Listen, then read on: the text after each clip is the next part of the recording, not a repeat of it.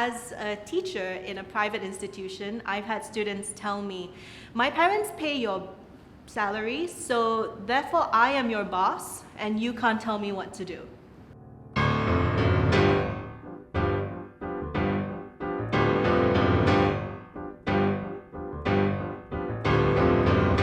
Like sometimes when I talk to clients and then they'll give me the impression that, oh, you're so young, you're a girl, what do you know about construction?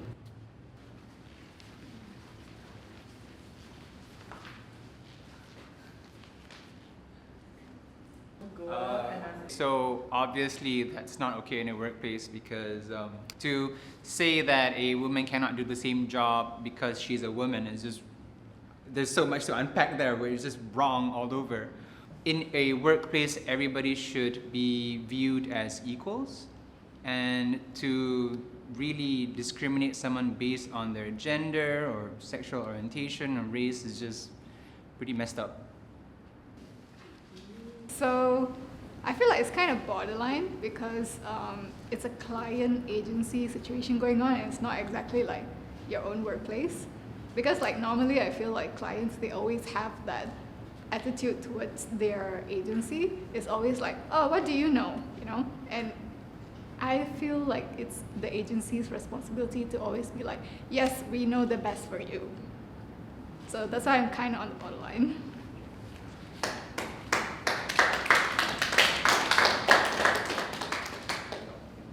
Hey, you're Malay, right? How come your English so good? Well, I was in an interview for a Singaporean job, and there was like a bunch of people online interview. One of the heads there was like, oh, for a Malay, your English is pretty good, huh? But even in a Malaysian context, I feel like I've been so used to that narrative. So, what? I'm gonna stay here.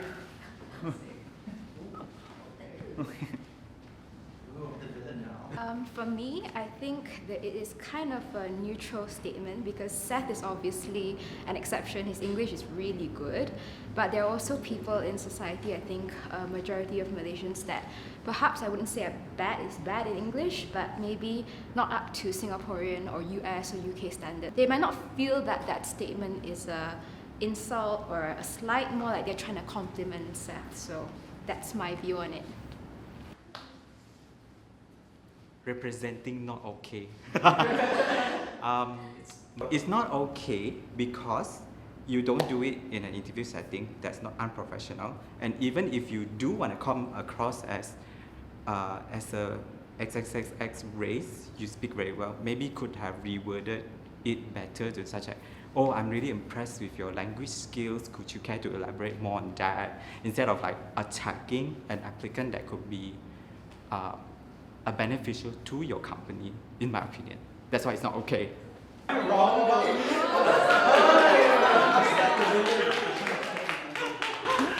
Surprise.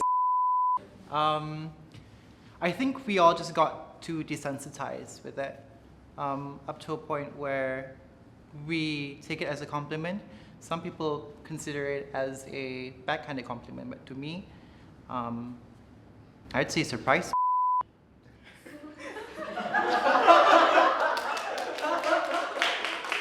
As a teacher in a private institution, I've had students tell me, my parents pay your salary, so therefore I am your boss and you can't tell me what to do.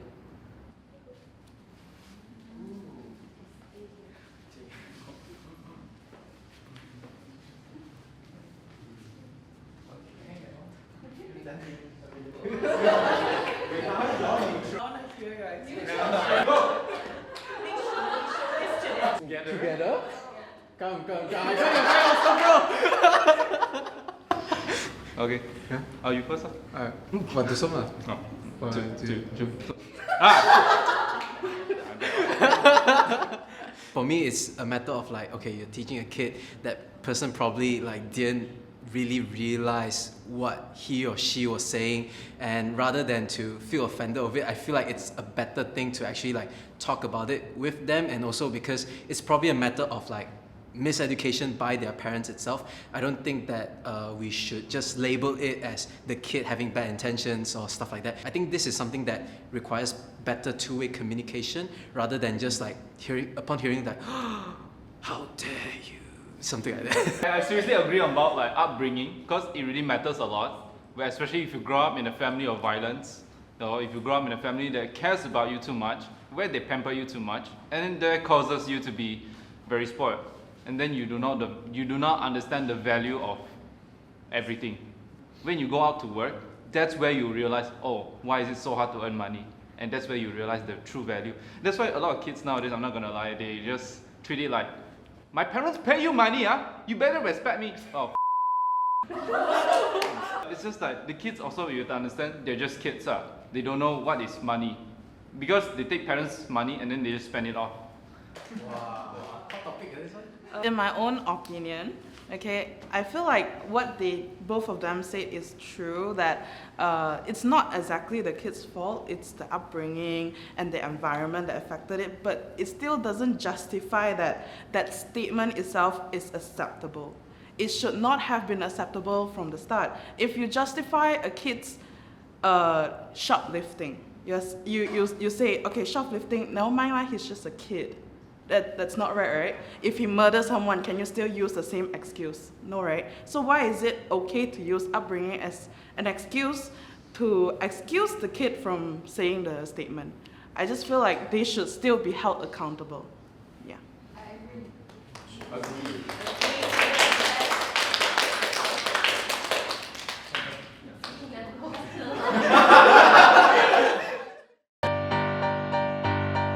That was given by my head of department, and she responded with why you don't have